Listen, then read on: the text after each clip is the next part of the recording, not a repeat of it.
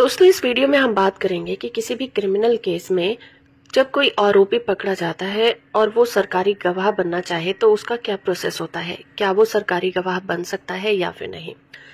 Criminal case में एक आरोपी को सरकारी गवाह बनने की इजाजत तब दी जाती है जब कोर्ट और जांच एजेंसियों को मामले से रिलेटेड जो महत्वपूर्ण जानकारियां होती हैं या सबूत होते हैं वो नहीं मिल पाते हैं या फिर तैयार करने होते हैं।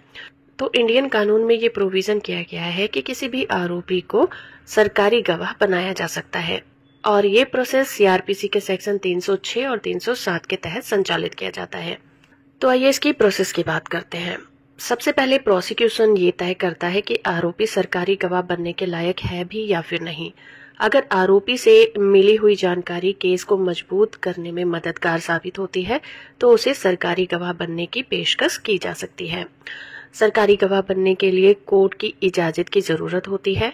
कोर्ट ये सुनिश्चित करता है कि आरोपी अपनी मर्जी से किसी दबाव में ना आकर सरकारी गवाह बन रहा है या फिर ऐसा डिसीजन ले रहा है, जिसके बाद आरोपी को कोर्ट के सामने पूरी सच्चाई को बयान करना होता है। अगर वो गलत या अधूरी जानकारी देता है तो उसकी माफी को रद्द कर दिया जाता है और वो मूल अपराध के लिए जिम्मेदार ठहराया जा सकता है। सरकारी गवाह बनने के बदले में आरोपी को अपराध की गंभीरता के आधार पर माफी दी जाती है या फिर उसकी सजा को कम कर दिया जाता है। अब सवाल ये उठता है कि कोई भी आरोपी किस तरह के केसेस में सरकारी गवाह बन सकता है।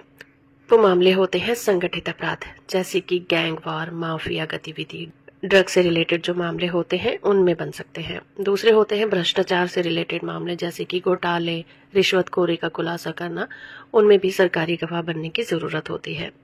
और दूसरे मामले होते हैं आतंकवाद या फिर देशद्रोह से रिलेटेड मामले जहां पर आरोपी से प्राप्त जानकारी से देश के खिलाफ साजिशों का खुलासा हो सकता है।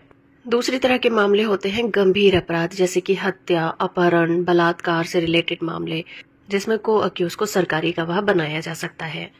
अब बात करते हैं कि सरकारी गवाह बनने के क्या फायदे होते हैं। पहला तो सबसे बड़ा फायदा ये होता है कि सजा से माफी मिल जाती है या फिर सजा ही कम हो जाती है। दूसरा है कि अगर आरोपी की गवाही से उसकी जान को खतरा हो सकता है तो उसे सुरक्षा भी प्रदान की जाती है। तीसरा ये कि आरोपी का सरकारी गवाह बनना उसे दोबारा समाज में स्थापित करने में मदद भी करता है। लेकिन साथ ही साथ सरकारी गवाह बनने के कुछ खतरे भी होते हैं जैसे कि गवाही के बाद का खतरा। अपराधियों द्वारा बदले की भावना से सरकारी गवाह की जान को खतरा हो सकता है। अगर आरोपी ने गवाही में झूठ बोला या जानकारी छुपाई तो उसकी माफी भी रद्द हो सकती है। समाज में आरोपी को अक्सर विश्वासघात करने वाला या फिर दगाबाज की नजरों से देखा जाता है। तो इस तरह से किसी भी आरोपी का सरकारी गवाह बनना एक अच्छा कदम माना जा सकता है जो गंभीर मामलों में न्याय को सुनिश्चित करने के लिए बहुत ही हेल्पफुल होता है। हालांकि ये प्रोसेस पूरी तरह से कोर्ट और प्रोसिक्यूशन की निगरानी में होता है ताकि इसका दुरुपयोग ना किया जा सके। तो हो फ्रेंड कि ये वीडियो आपको इन्फॉर्मेटिव लगी होगी। वीडियो को लाइक और चैनल को सब्सक्राइब करना बिल्कुल मत भूलिएगा।